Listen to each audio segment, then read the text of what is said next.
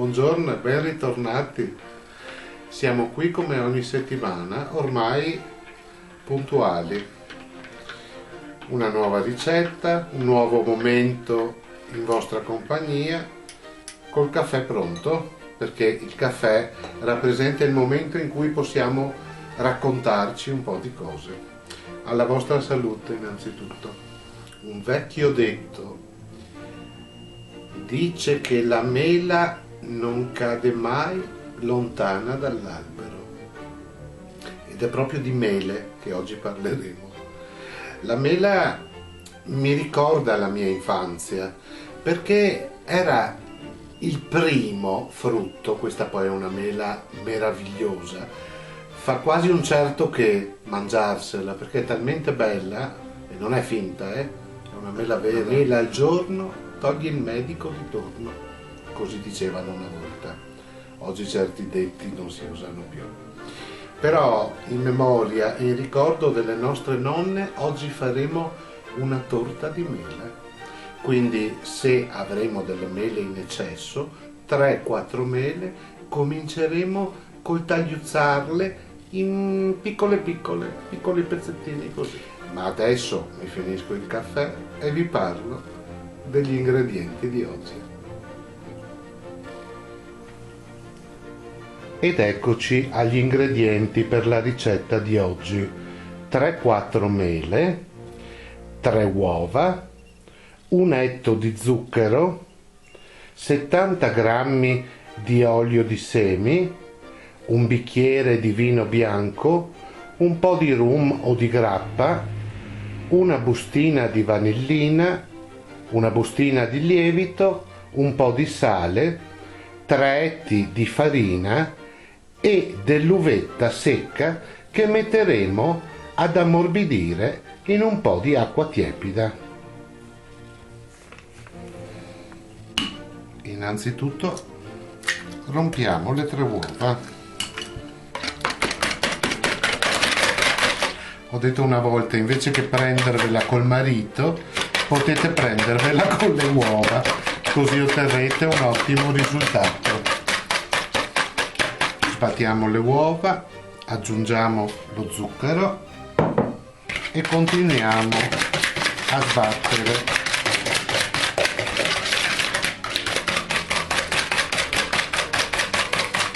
E uno ad uno cominciamo ad aggiungere gli ingredienti. Cominciamo dalla farina piano piano, continuando a girare per non creare grumi.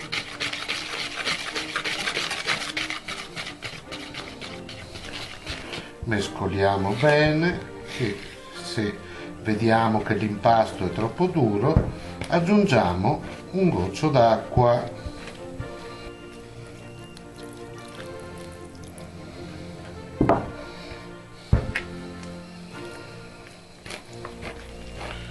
Aggiungiamo un pizzico di sale, giriamo sempre, mescolare bene, aggiungiamo l'uvetta e mescoliamo bene,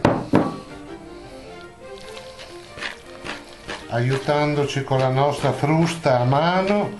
Continuiamo a mescolare in modo da creare un impasto omogeneo. Aggiungiamo l'olio,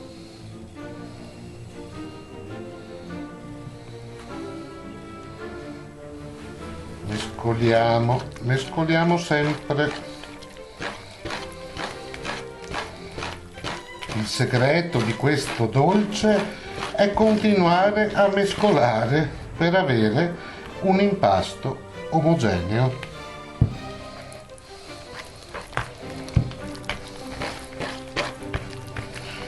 Aggiungiamo la vanillina, praticamente uno alla volta aggiungiamo tutti gli ingredienti, sempre mescolando.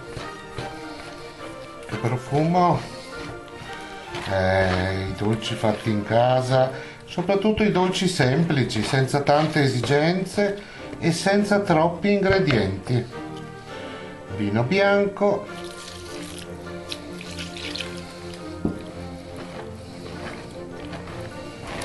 ho aggiunto le mele che avevo tagliuzzato a pezzettini e adesso continuo a mescolare in modo da creare sempre un impasto omogeneo. Arrivati a questo punto preparo la pentola, la tortiera, la preparo in modo da ungerla con un pochino d'olio, un po' d'olio che cercherò di distribuire per bene. Io mi aiuto con un pezzo di carta Scottex, logicamente perfettamente pulita, e porto l'olio un po' qua e là in modo da ungere bene la tortiera in questo modo. Poi la stessa tortiera, una volta unta, la vado a infarinare per bene al suo interno, in modo che la torta, quando è cotta, non si attacchi alla pentola.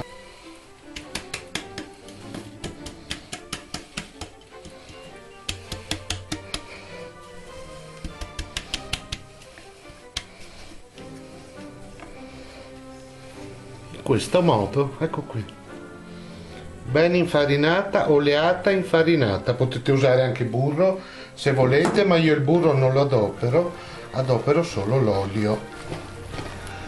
Arrivati a questo punto, la tortiera è infarinata, non ci rimane che accendere il forno, metterlo a 150 gradi e aggiungere il lievito all'impasto, piano piano, senza fare grumi, e passiamo l'impasto nella tortiera.